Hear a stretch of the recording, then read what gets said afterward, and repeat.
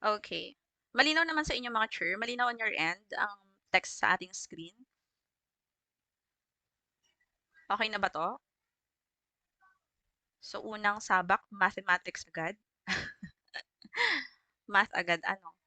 Unang item, math agad. Maya-maya kayo magsagot. Ano, pa-share muna ng live natin and then tap your screens para magkaroon tayo ng engagement at makita ng iba na tayo ay naka-live na tonight.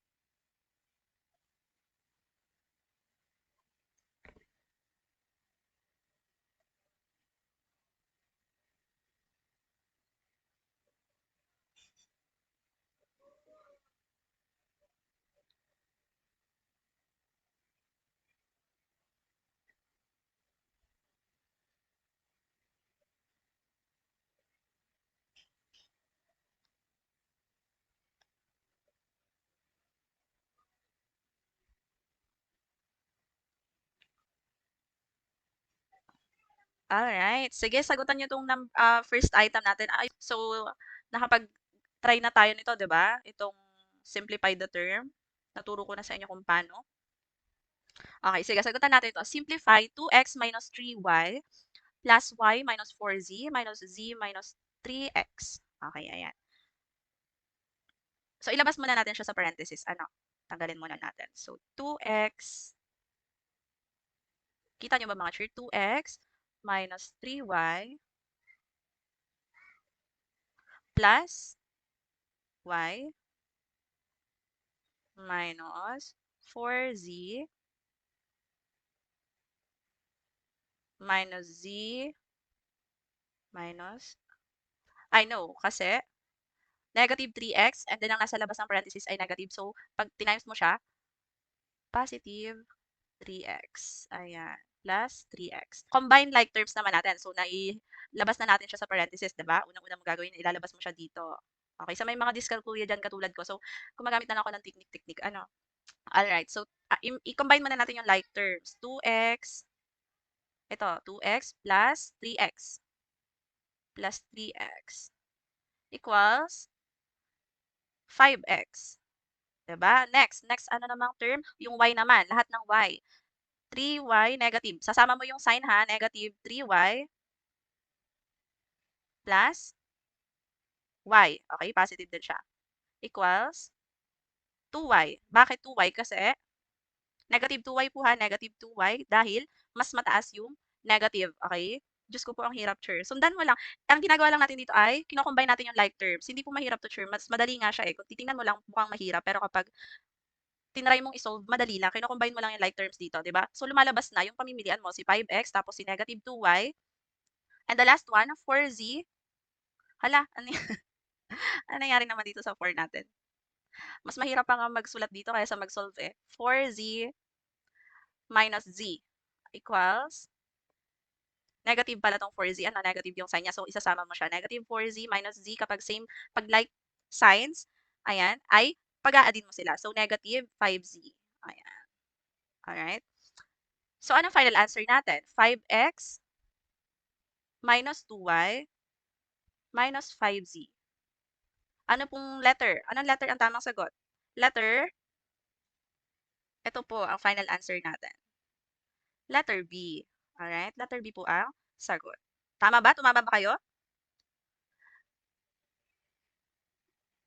Okay. Kung mas mataas po ba yung negative, magma-minus ka. Kita mo to, Cher? Negative 3y plus y. Kung alin yung mas bigger number sa sign, yun ang susundin mo. Okay? So, since negative 3y plus y, ang gagawin mo po dito, isusubtract mo si y. Okay? Kaya magiging negative 2y siya. Again, ang laging lalabas po ay yung mas mataas na sign. Alright? Kapag naman po parehas negative, pagsasamahin mo sila. I-add mo sila, but still negative po ang sign. Ano? Ayan. Ano daw yun? Bakit daw naging positive si 3x? Kasi po, itong parenthesis dito, Cher. Okay, nasa na? Ayan. Negative po ang sign niya, diba? Alright. Negative. Ita-times mo po siya. Negative times z, kaya minus z, tapos negative times negative 3x. Di kapag pinag-times mo sila magiging positive.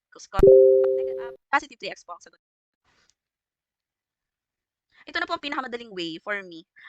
as someone na may dyscalculia din, ano, kino-combine ko yung like terms and then saka ko kinukuha yung final answer. Oh, 'di ba? Kasi nga 'pag pinag-combine ko sila, mas mabilis makuha ang sagot. Ayan. Alright, proceed tayo. Next item.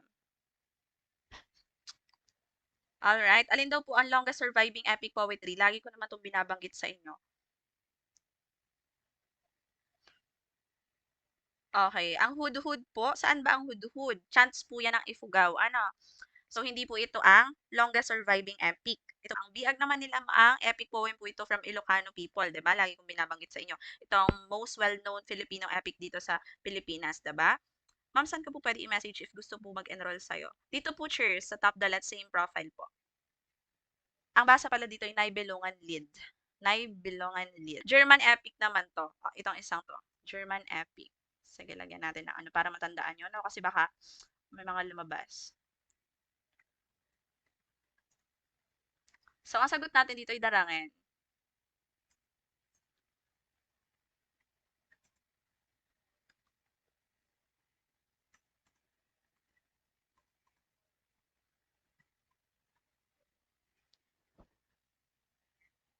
Alright. So, ang sagot natin dito mga cheer, again, longest surviving epic poetry in the Philippines, ang darangin po. Okay. So, about saan daw yung hudhud? Parang mga sa ano to, sa mga harvest, ganyan, mga important events, okay, ng mga ipugaw. Alright. Ito yung mga epic stories nila. Alright. Next. Which of the following expressions display an attitude mediocrity among teacher? A, talagang ganyan lang. B, kakayanin natin. C, pagbutihin natin. Or D, walang urungan. Mediocre. Ibig sabihin parang malamala na lang, ano, basta na lang. Hindi mo nabibigay yung best mo. Alright, yan po ang mediocre. So, talagang ganyan lang. Okay. Okay, next. Okay, again po ha, mediocrity, ibig sabihin po nun ay you don't want to, ano na, improve yourself, you don't want to strive for excellence na, 'di ba? Parang it is what it is. That's just how it is. Ano, kaya po talagang ganyan lang, 'di ba? Okay, next. Mean is to measure of central tendency as blank is to measure of variability. Okay, so kung natatandaan niyo pa po ang ating discussion sa assessment of learning, anin nga po ang most reliable when there is an extreme score present sa data? Sige nga mga cheer, which is the most reliable when there is extreme score? Most reliable kapag may extreme score ha, or merong outlier. Okay. Kung walang outliers, mean ang pinakang reliable. Pero ang hindi po affected at most reliable kapag may outliers sa data ay median. Okay? Alright. Ang sagot po natin dito mga cheer ay skewness, hindi naman po ito yung asymmetry ng distribution ha, hindi po. 'Di ba? Ito yung buntot na makita mo sa distribution. It's not the variability. Correlation, relationship between two variables, hindi din po ito ang tinutukoy dito. Measure of variability ang tinutukoy. Ano? Quartile. Quartile, ito po yung nagdi-divide sa dataset sa 4 equal parts. 'Di ba? Quartile nga. Ang sagot natin dito ay, of course, quartile deviation. Ayan. This is what measures variability. Pinapakita niya sa data kung paano nagkakalat-kalat. Pinapakita niya yung spread around the median ng scores. Alright? Okay, next. Gusto ko sana mag-answer ng standard deviation. Sure, meron po tayo dyan. Meron akong ratio. Assessment of learning, pwede kayo magsagot na ng mga standard deviation. Gen Ed po kasi tayo tonight. Ano, hindi tayo Prof Ed. Alright? So, kung gusto niyo po, message niyo ako para magkaroon kayo ng access doon sa items natin na nirasyo ko na may mga standard deviation, item analysis, discrimination index, lahat-lahat na sa assessment of learning. What city in Mindanao is dubbed as the Little Hong Kong in the Philippines? Okay, sagot kayo dito. Yes po, ang sagot natin dito ay, ang Tawi-Tawi po ay island province sa Mindanao. Famous siya sa mga beaches niya, tsaka sa Badjao culture, pero hindi po siya ang Little Hong Kong ng Mindanao, okay? Alright. Ang Capiz naman mga chair ay seafood capital of the Philippines yan ha. Kapag Capiz, seafood capital. So, ang sagot natin dito ay Pagadian. Okay, Pagadian po. Nakarating na ako dito sa Pagadian. Alright, dito ako lumaban ng journalism. The Little Hong Kong of the Philippines. Ang dami ko nabili ditong sapatos sa ukay. Alright. So, ito po ang kilala natin as Little Hong Kong, the Pagadian, na matatagpuan sa Zamboanga del Sur. Sa Pampanga pala ang halas. Okay. So, ang sagot natin dito ay Pagadian po. Ayan. Largest island natin ang Luzon. Okay, Luzon po ang largest island. Second largest island natin ay Mindanao. Okay, pakitandaan na yung mga sinasabi ko ha. Yes po, Luzon. Ang second largest naman ay Mindanao. Ayan. Okay. Dapat alam niyo po yung mga bansag sa lugar natin, ano, dito sa Pilipinas, yung bansag sa iba't ibang lugar.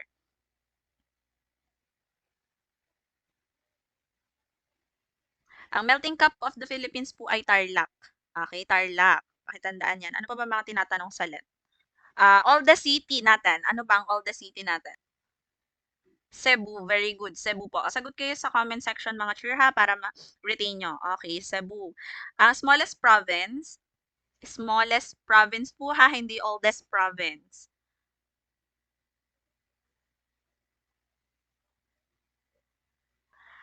Mga cheer, ang smallest province po natin, hindi po Mindoro ha. Batanes, very good cheer Myla. It's Batanes po. Batanes. Ang oldest province po natin ang Aklan. Okay, Aklan po ang oldest province. Oldest city, Cebu, oldest province, Aklan. Largest province natin, Palawan. Ano pa ba? Smallest city natin ay yung San Juan po. Ano, yun ang smallest. City lang po ang San Juan, mga sure. Hindi po province, ha? Ayan. Next natin. Owing to issues in friendship, family ties, gender rights, and etc., is a value-rich subject that provides a wide opportunity for value and information of learners. A is Islamic Studies, B Social Science, C English, D Filipino. Aklan po, again, ang Aklan po ang oldest province, pinakamatanda nating probinsya. Sagot po natin dito mga sure ay hindi po English, ano, kasi English language subject lang siya, nagfo-focus sa communication. Of course, maling-mali na agad ang English. Hindi naman siya magbibigay ng wide opportunity for value and formation of learners. Ano, Filipino, again, about din sa language proficiency natin sa Filipino as well as literature, 'di ba? Even though may mga values-based discussion, ang tinutukoy natin dito is the best answer or the most comprehensive one. Islamic studies, more on religious education po yan. Ano, so isipin muna natin kung para saan yung mga options. And then, ano bang kino-cover ni social science? Anong kino-cover niyang subjects? We have history, sociology, ethics, political science, ano pa ba? So, ito yung pwedeng mag-explore ng friendship, ng family ties, at saka mga societal values. Ano? Social science po. So, malawak yung platform niya for moral education, 'di ba? So, ito po ang best answer natin dito. That's social science. So, ito po ang sagot natin. Alright? Lumabas po yan last March. Baka ulitin uli ngayong March. So, take note of that. Okay? Yes po, economics din. Diba? Kasi, ayan, kasama talaga ng economics lalo sa board exam, ano, sa social studies. Okay, next, with the Batasang Pambansa performing legislative and executive powers in the Marcos regime, which form of government was implemented? A. Parliamentary, B. Dictatorial, C.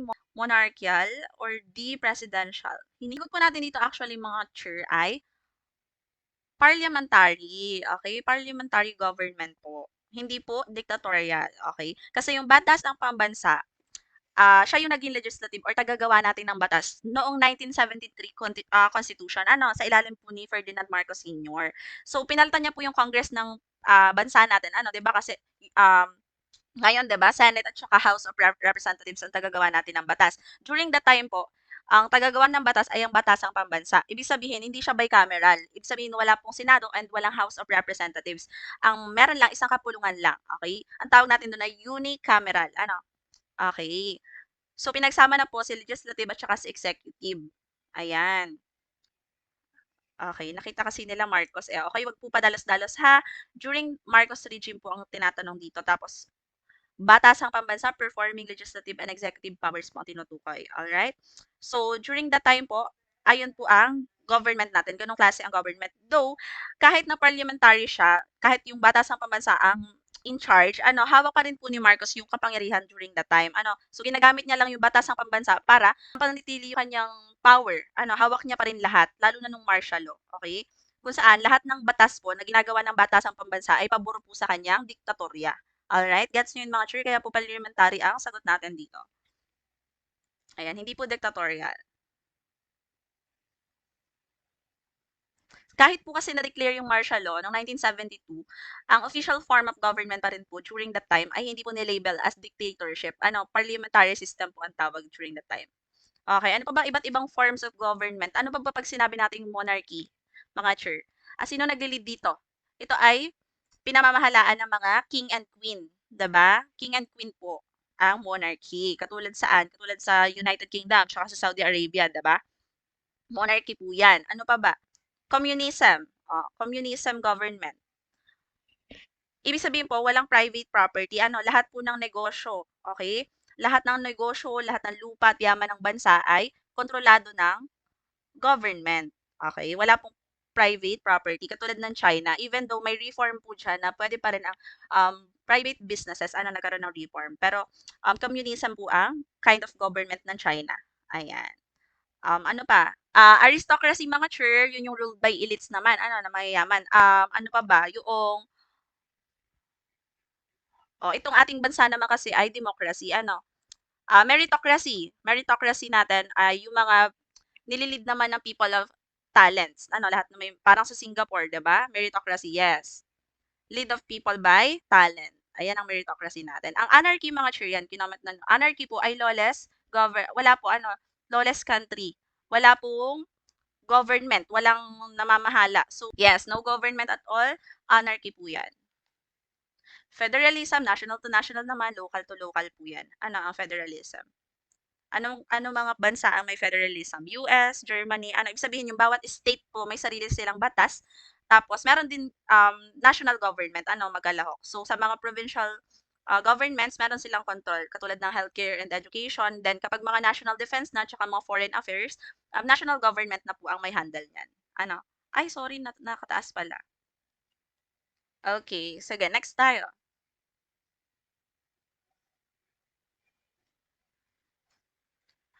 Okay. What is the process used by plants to convert the energy from sunlight into chemical energy?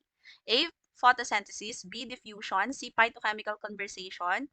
Or D. Cytolysis. Okay. Okay na ba? Nababasa na ba? Actually, parang every season lumalabas to, si photosynthesis. Ayan. Photosynthesis po ang sagot natin dito, of course. Lagi, what is the process used by plants to convert energy from sunlight into chemical energy? Ay, photosynthesis po yan. Lagi. Okay. Anong piniproduce niyan? Glucose and oxygen po. Okay. Anong gamit? Sunlight and carbon dioxide as well as H2O. Yan ang photosynthesis. Kaya nga po meron tayong dunoy, 'di ba? Dunoy. Pag tinanong ano daw tinitake ng oxygen sa araw, carbon dioxide. Ang nire-release niya, oxygen. Day oxygen out, night oxygen in. Okay? Sa gabi naman kasi cellular respiration tayo, so they take in oxygen and they release carbon dioxide. Alright? Pakitandaan yun. Day oxygen out, night oxygen in. Ayan. Next. Ayan, very good. Day oxygen out, night oxygen in. Okay, para hindi na kayo malilito. He is known as the father of genetics. He conducted experiments on pea plants and formulated the laws of heredity. A. J. Lamarck, B. C. Barr, C. Gregor Mendel, or D. Charles Darwin. J. Lamarck, mga chur, okay, sige, elimination method tayo. Si J. Lamarck, siya yung nag-propose ng early theory ng evolution. So, hindi po si J. Lamarck, wala siyang connection sa laws of heredity. Si C. Barr, hindi naman siya, hindi ko kilala to si C. Barr. Hindi siya relevant, And then, si Charles Darwin, siya na yung famous for his theory of evolution by natural selection, diba? So, hindi po siya sa laws of heredity. So, ang sagot natin dito, of course, ay si Gregor Mendel, diba? Yung kanyang pea plant experiment. Yan. So, yun yung nag-led sa kanya to discover dominant and recessive traits. Okay? So, he was the one who formed the basis for modern genetics. Si Gregor Mendel po yan. Alright? Okay. Hello po. Available po kayo. Yes, church ha. Message nyo lang po ako. Okay? Paki-message lang ako. Next. The president of the class seems to be tireless in his job. Okay na daw. Alright. Ano po sagot natin dito? The president of the class seems to be tireless. Okay, ano sabihin natin? Tireless. Frail, ibig sabihin natin kapag sinabi natin frail ay opposite ng tireless. Ibig sabihin ng frail ay mahina. Okay, ganon, mahina, frail. Napaka-frail naman niya. Napaka-delicate, mahina. Okay? Versatile naman, ibig sabihin ay flexible, 'di ba? Hindi naman nun ibig sabihin, hindi siya directly synonymous kay tireless. So, ang sagot natin dito ay,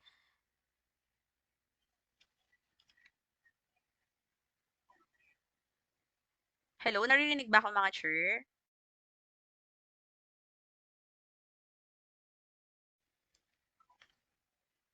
Ayan.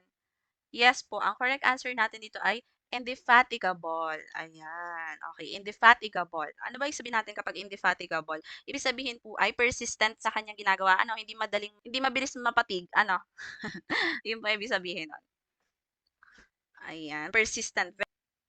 Alright, next. Alin sa mga sumusunod ang pangungusap na may paksa?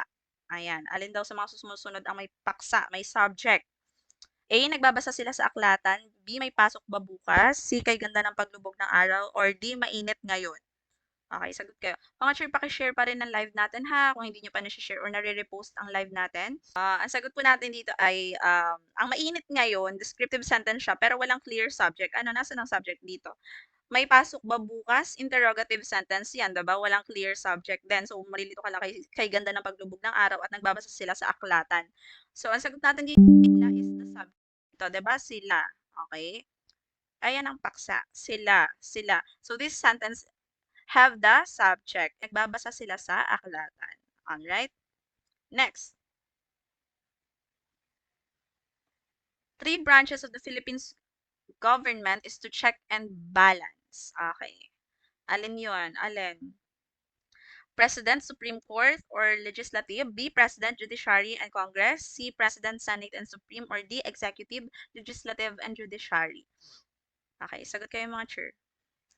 Okay, ang sagot natin dito ay the three branches of the government ay Executive, Legislative, and Judiciary. O drill muna tayo. Alin dito ang lawmaking branch? Okay, very good. Legislative po yan, ang gumagawa ng batas. Ano? How about, sino naman na nag interpret ng batas? The interpreting branch, okay? Law interpreting branch or body of the government.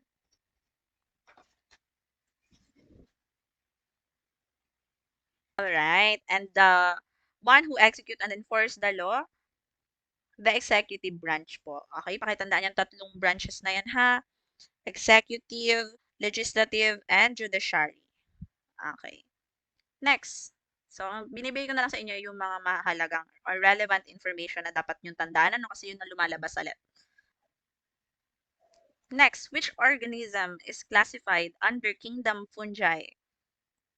Sa LET kasi mga chur, sa Gen Ed, padamihan dyan ng bala. Ano? So, more items na alam mo at saka yung concept niya, more chances of getting the correct answer pagdating sa LET. Kaya, mas madaming baon na item or concept na alam, mas madaming tama.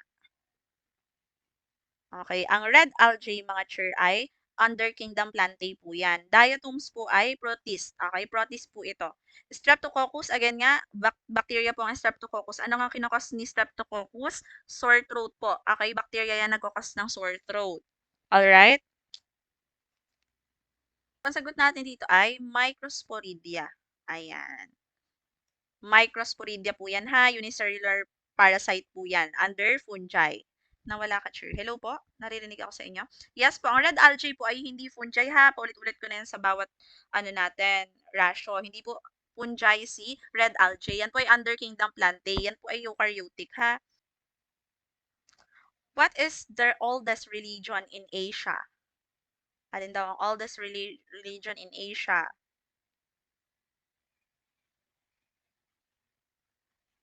The oldest religion in Asia ay hindi po Islam ha.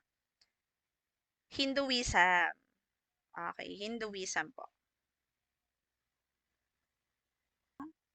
Ang eukaryotic po ba ay unicellular? Sure, ang eukaryotic cell po, pwede po yung either unicellular or multicellular. Sure, okay? So, ang example natin ng eukaryotic cell nga ay ang tawag dito, algae o kaya yung protozoa. Okay? Ang mga multicellular eukaryotes naman natin, ito yung mga animals na plants at saka fungi. Okay? Yun po ang mga multicellular natin. Ayan. Nasagot na po ba ang tanong niyo, Chur? So, unlike prokaryotes po, na laging unicellular, ang eukaryotes po, pwedeng maging single-celled or unicellular po. Yes, yes, ang red algae po natin ha, hindi po yan under kingdom fungi. Okay? So ang sagot po natin dito ay Hinduism ha. Hinduism po. Kasi yan ay considered oldest organized religion sa Asia. Dating back over 4,000 years, if I'm not mistaken ha. Okay, so that's Hinduism. Next. Sige, bilisan natin para makadami tayo. Okay, welcome, Sir Claire. Next po. Animalia is to kingdom as chordata is to A. Phylum, B. Species, C. Genus, or D. Domain. Ano bang ano natin dito? Mnemonics. Dream ko pumasa cause our family gets sweldo. Ayan. Ito ang mnemonics natin dito, no? Okay, may iba't ibang mnemonics. Okay yan, ayos yan. Ano, as long as natatandaan nyo po itong, hello po, hello. Again, as long as natatandaan nyo po itong biological taxonomy natin, kahit ano pong mnemonics nyo dyan, ano, okay lang, 'di ba? Ayan, so dream ko pumasa cause our family gets sweldo. Domain, kingdom, phylum. Ano yung C? Class, okay, order. Family, genus, and species. Ayan. So si animal is, if Animalia is to kingdom, then chordata is to phylum po. Ang sagot natin dito, ha? Wait lang. Yes, phylum. Kasi po ang chordata po is a phylum under kingdom Animalia. Parang ano, ibig sabihin nito yung mga animals na may notochord.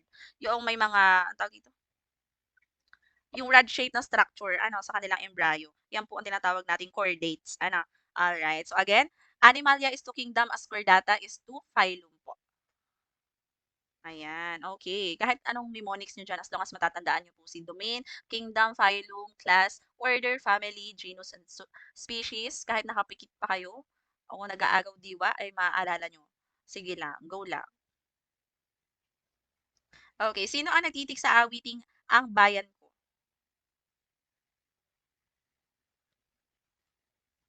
Again, pa-share po ng live natin mga chur ha. Sino ang nagtitik sa awiting Ang Bayan Ko? Kaya lagi ko naman pinagkwento sa inyo ito. Ano, si Jose Corazon de Jesus or si Jose Batute. Si Jose de la Cruz po ay Jose Sisiw, diba? Ayan. So, hindi po si Freddy Aguilar ha. Dahil nung lumabas po ito noong March 2024, ang sagot ko po dito ay um, Freddy Aguilar. Tawa-tawa pa din ako. No? How to avail? Follow me TikTok profile and send me a message. So, ang sagot ko dito nung nag-take ako ng let ay Freddy Aguilar. So, yun na po akong gagayahin. Ano, dahil ang akala ko po ay, actually, ang iba pa dito option dati ay si ano eh. Sobrang lakas po ba ng noise? Kasi grounded yung headset ko eh, no? Dati nga, ang tanong pa kasi dito ay si Jose Rizal. Another, hindi naman si Ray Valera yun eh. Tanda ko, lahat po yun ay Jose dahil sobrang tumatak sa akin tong item na to. Bakit? Kasi po, okay. Kasi po, si Jose Corazon de Jesus, again, Jose de la Cruz at Jose Rizal, lahat sila ay Jose. So, ang ginawa ko ay add one out. Ano? So, ang sinagot ko ay si Freddy Aguilar, which is wrong. Hindi applicable si add one out sa lahat. Ano? Okay, so hindi po si Freddy Aguilar. Again, si Jose Patuti po yan or si Jose Corazon de Jesus. Jose de la Cruz naman ay si Jose Sisio. Alright? Ayan. Next.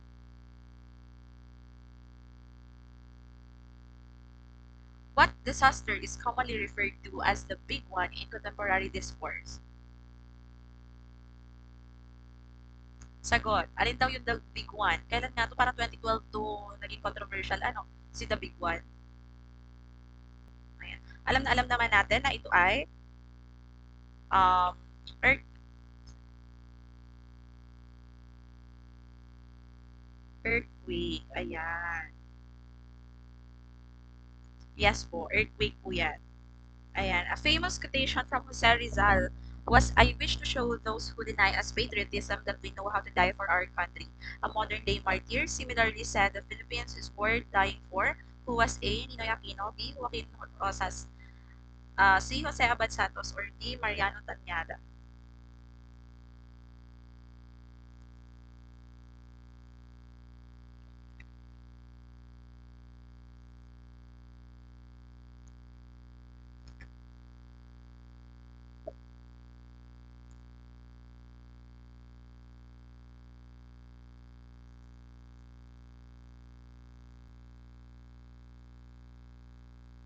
Si Ninoy Aquino. Ninoy Aquino po yan mga chair, ha?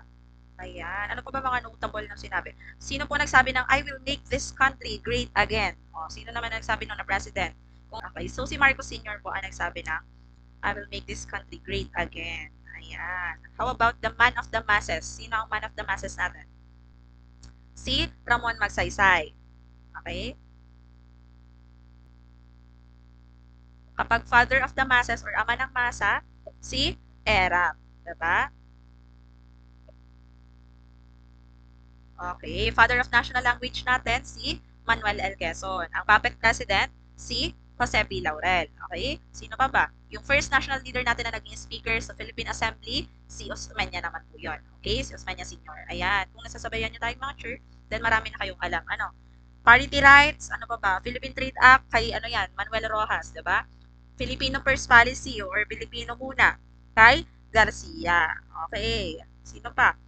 Ina ng demokrasya or unang-unang babaeng presidente, of course, sino yan? Si Corazon Aquino. May nagsagot pa dati ng Gloria Arroyo, ano? Ay siya. Ang unang-unang babaeng presidente natin, of course, ay si Corazon Aquino. Diba? Okay. First Mindanaoan president natin, si Rodrigo Duterte. No Wangwang policy or ano dito? Ano pa yung kanya? Daang Matuwid. Ano? No Wangwang policy at saka Daang Matuwid ay kay Benigno Aquino III. Okay? The third na po yun, ha? Okay, kay Noy Noy po. Strong Republic. Kanino po? Si Noy Noy ay sa Wangwang policy. How about Strong Republic? Okay, very good. Okay, next tayo. Proceed tayo. Marami naman na kayong alam.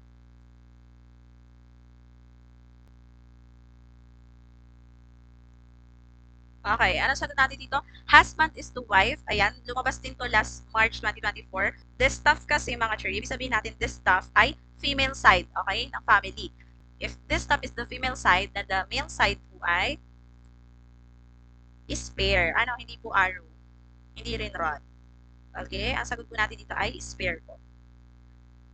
Okay, malinaw yon. Again, ang this stuff po, yun po yung female side ng pamilya. Okay, ng asawa, ng mag-asawa.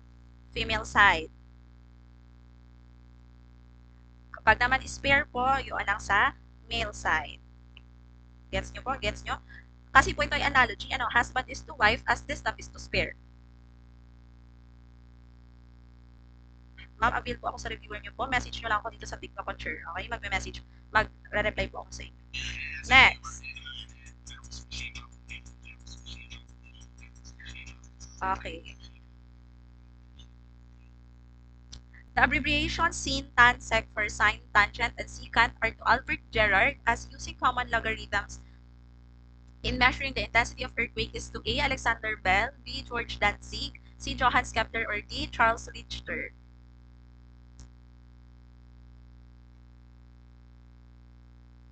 Sino po dito?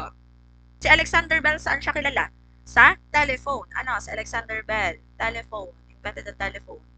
Si Danzig po ay mathematician po siya. Hindi sa seismology yan. Hindi yan about sa earthquake. Man of the masses po. Ano? Si Magsaysay. Okay. Si Johannes Kepler po ay sa astronomy naman po si Johannes Kepler. Okay, mga church, hindi po sa earthquake. So, ang sagot natin dito ay si Charles Richter. Diba? Si Charles Richter. Bakit? Anong ginagamit niya? Yung Richter scale. Ano sa kanya pa pinangalan? Ang pag nagme-measure ng magnitude ng mga earthquake, mga church, ha? Okay. So, si Charles Richter po ang sagot dito. Ayan, putol na naman. Wait lang. A recipe of custard requires 4 eggs for every 8 cups of flour. The baker has 32 cups of flour and so the baker will need how many eggs? Mamali po sagot ko sa Macboard. Ayan, at least sa Macboard pa lang po. Ano? Kung magsosolve tayo ng proportion, katulad nito, ibig sabihin, ano daw ba ang hinahanap? The goal is to find gaano kadaming egg, okay? Yung egg na yun ay gamitin natin as x, diba? X, ganyan naman kasi mahirap hanapin si x, diba? And ilan daw eggs ang kailangan for 32 cups of flour? Ayan, kung 4 is to 8. Okay, so every 4 eggs ay merong 8 cups of flour. Okay? Now, equal siya kay every, gaano kadami? So, gawin natin x.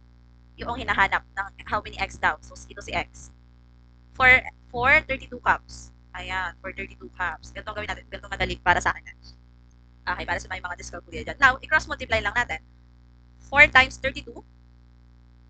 Sakit sa ulo ang sound. Okay, wait lang, sure.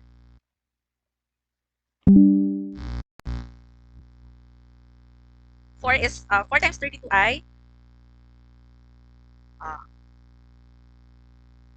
so i-cross multiply natin ha. 4 times 32 equals 8 times x, 8x. Ayan. Ano gagawin natin? 128 5 times 32. 128 equals 8x. Okay, now divide mo lang yung both sides sa 8. Okay, then cancel. So 128 divided by 8 ay ano po sagot natin? The final answer is 16. Ayan, okay. So ang answer natin ay 16. Okay, nagets nyo ba mga sure kung paano i-solve? Ganun lang naman po yung ratio. Ganyan po lumalabas, sa left. Ganyan po. Okay, tama daw sila. Alright. Okay, next. The science of beings in their ultimate causes is A, psychology, B, theory, C, philosophy, or D, sociology. Okay, alin daw? The science of beings in their ultimate causes. Ano ba pag sinabi nating psychology? Pag sinabi nating psychology, study of mind and behavior. Human mind and behavior yan mga sure. Ano?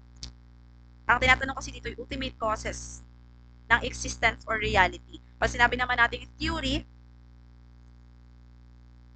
pag sinabi natin theory mga sure, again, parang explanation niya ng mga phenomena. Tama? Diba? It's not the science itself. Sociology naman, ang pinag-aaralan nito, yung mga human societies, social interactions, structures. So, ang sagot natin dito ay philosophy. Okay? Philosophy po. So, diba? Simple interest, ano pa ba? Yung discount, um, simplify the term, yun, alin daw ang coefficient, alin ang exponent, yan po mga lumalabas talaga na basic mathematics sa BS Ed at saka, I don't know kung mas complex sa BEd, pero I don't think so. I think, kasi ako ay BS Ed, ayan. So, ang sagot natin dito ay, of course, putol